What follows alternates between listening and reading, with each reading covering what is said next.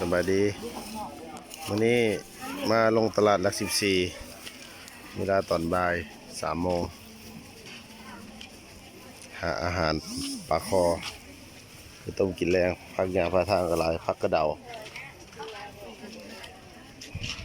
หมักน้ำหมักต้นหมักม่วง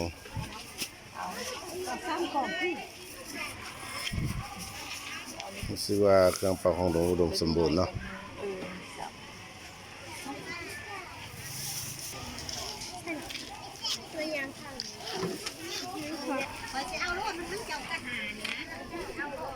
ปลากระไร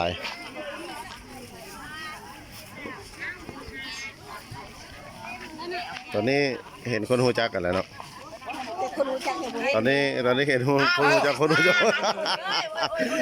ไม่ใช่ได้สบายดีมาหล่อตลาดเลยมาเก็บคลิปได้อย่างได้กล้วยกบไปกบอาหารบ้านนาเห็ดเฟืองธรรมชาติได้ยังไงก็ต้องได้พักตอนนี้พอมีเป้าหมายว่าสีหาปลาคอไปต้มแรงนะรอก็ได้ครับไม่กินไปปลาคอน้อยเนาะปลาคอหน้าปลาคอห้อยปลาคอห้องชี้ชิมหาแท้ตัวหนึ่งมีส่วนของปลาคอปลาดุกนี่ปลาคอเอียนก็มี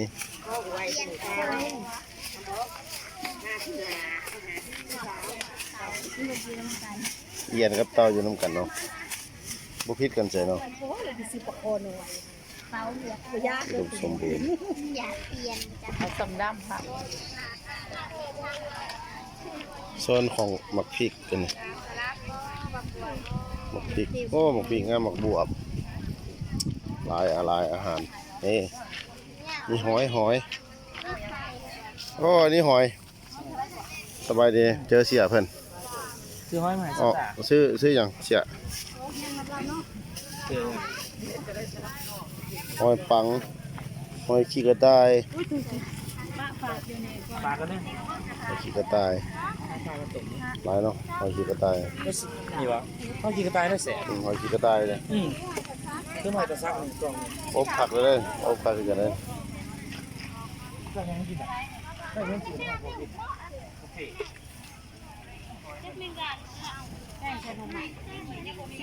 อะไรก่อนเอาตัวใหญ่จะหมดหรอวะใช่ตัวใหญ่นี่แม่ปิ่งตัวใหญ่ตัวเดียวเหรอพวกมันตัวเดียวไปโอ้ตัวเดียวตัวใหญ่ตัวไหนบ้างเย็นเลยอ๋อไม่ใหญ่พี่ดิบเสือเย็นเลยเนาะ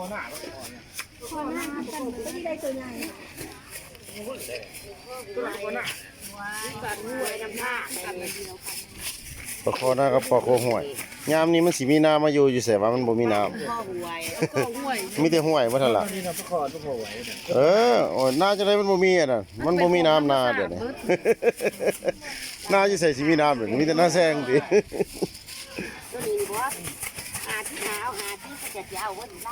โอ้จะเอาเมื่อหาตอนนี้เสียไปกำลังตอบปลาคออยู่จะได้ปลาคอไปต้มแมลง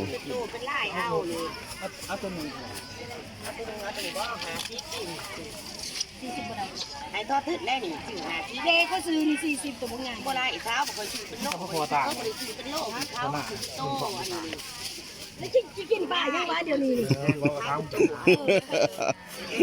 ว่าบ่ดิ้นลูกนี่เก่าเลยนะมันตายแล้วเอาไม้แม่ตกลงมาตัวนึง50,000เนาะกูบ่เอาจนโตไปคนที่ฝากบ้านกูบ้างฝากมันฝากคนที่เจ๊คอมันคนละอันไหนตัวนั้นบอสตัวไหนตัวนี้ตัวนี้หวยปลานี่ครับประกันโลกไม่เป็นปลาเรียคือกันนั่นแหละเอาไปผสมกันมันคือกันปลาดุกอันนี้เดี๋ยวปลาดุกห้วยมาแล้วปลาดุกนาดำขี้นี่หวยเมื่อใดๆมูไล่โตดำปลาเนี่ยหวยมันไล่ลงมาใส่บนตอนนี้ต่างคนต่างได้ปลาคอบางคนก็ว่าปลาคอห้วยบางคนก็ว่าปลาคอหนองบางคนก็ว่าปลาคอหน้าหากสุดท้ายแล้วมันจะเป็นปลาคอในหม้อเวลามันซุกมันจะเป็นปลาคอในหม้อเนาะตอนนี้เป็นเบื้องพักยาพระทางตอนนี้นี่มันกอก มะกอกนี่ต้องเอาไปต้มใส่ปลาคอเนาะมันเป็นของคู่กัน แล้วก็ต้องมีไข่มดน้ำอีกอุดมสมบูรณ์ตลาดหลัก14เฮาเรื่องไข่มดไข่แมงมะกอกปูปลาหน้าน้ำครบเปิดสัตว์ปลาสัตว์น้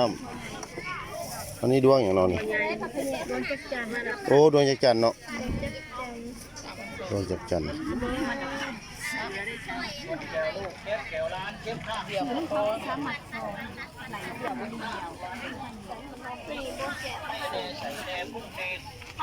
ได้ปลาคอแล้วก็ต้องหาของไปต้มเสร็จปลาคอกันนี่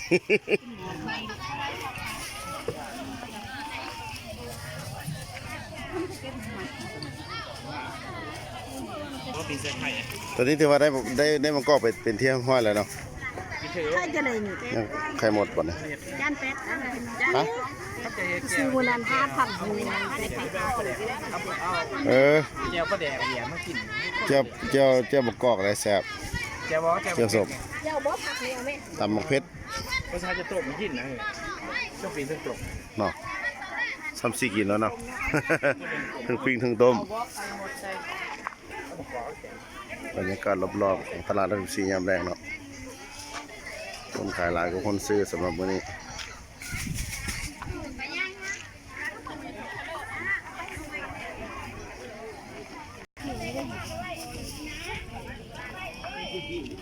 นี่เหนียวยังเป็นๆอยู่เนาะ ยังมันตอบทั้งที่ยังบ่ทันตาย ว่าจะได้สแกน พอรู้สึกว่าล่ะ ตลาดสแกน เอ้า ปลาโดเข้ามาก็ไม่ มาเจอทาแกอีกล่ะ ขายนี่เด้ ตลาดก็มีกันแล้ว ตอนนี้เจอเศรษฐีเจ้าของตลาดเนาะเสียใหญ่ใจดี สตูดิโอจอที่เริ่มดังแล้วเด้อบอกแก ขอบใจนี่แหละกำลังโฆษณาอยู่นี่กำลังสิไปเอาลงสตูใหม่อีกนี่ โฆษณาใส่แน่ เออ 14 นี่ ของเสี่ยวไพ่มาสิ พ่ออันเศรษฐีพันธุ์เจ้าของตลาดละ14เนาะสบายดีท่านโอ้มื้อนี้ดีใจได้มาเห็นตัวจริงเสียงจริง เนาะ มาก็พา เออ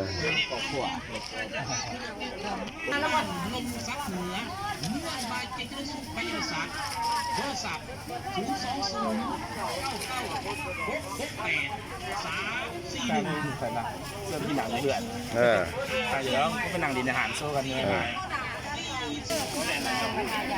โซนนี้เป็นโซนของผักหอมไข่ปลาน้ำ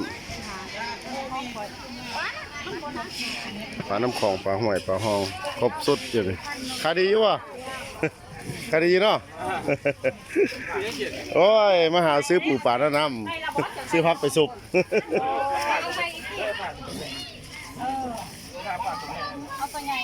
เอาแล้วพ่อกันมาในตอนต่อไปเนาะขอบใจทุกท่านที่เข้ามาเข้าชมตลาดเล็ก14